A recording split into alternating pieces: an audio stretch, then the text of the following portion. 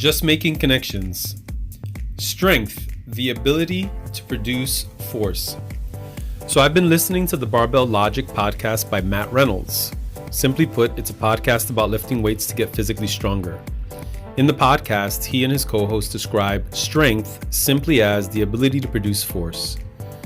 Now, I'm sure we all understand the importance of physical strength, but I began to think about the ability to produce force and how its definition fits into other components of health, namely psychological, emotional, social, and spiritual strength as well.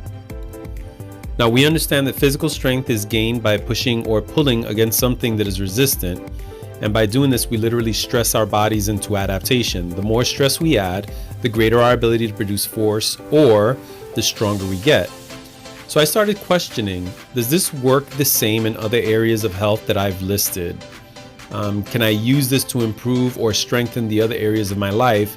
And if so, how can I do that?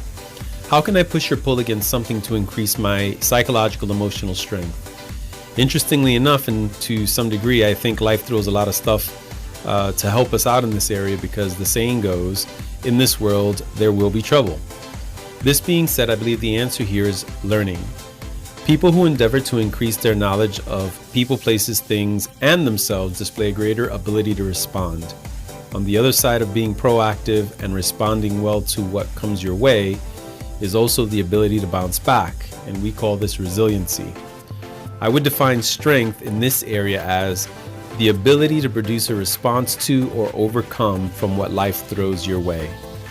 Social health is interesting because it would seem as if this area of health is dependent on the others for success, and I would agree. Social strength is the ability to produce and maintain connections with others. Increasing social strength is about four things: being aware of yourself, being aware of others, managing yourself, and managing others. Strength in this area is about increasing emotional intelligence, and one way to accomplish this is to propose within yourself to engage life, observe it, describe it, and choose to participate in it. So our last point is spiritual health. How do we define it? And better yet, how do we strengthen it? I define spiritual strength as the ability to produce faith. It's our ability to combine and trust our inborn instincts with our recorded knowledge of unconscious intuition and our collective intellect.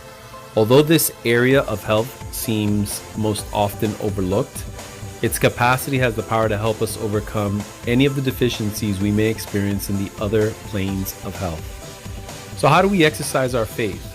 The resistant push and pull of this category, in many instances, is mostly internal as we wrestle with making decisions against the backdrop of our goals and values. But the outward expression is seen through courage and vulnerability.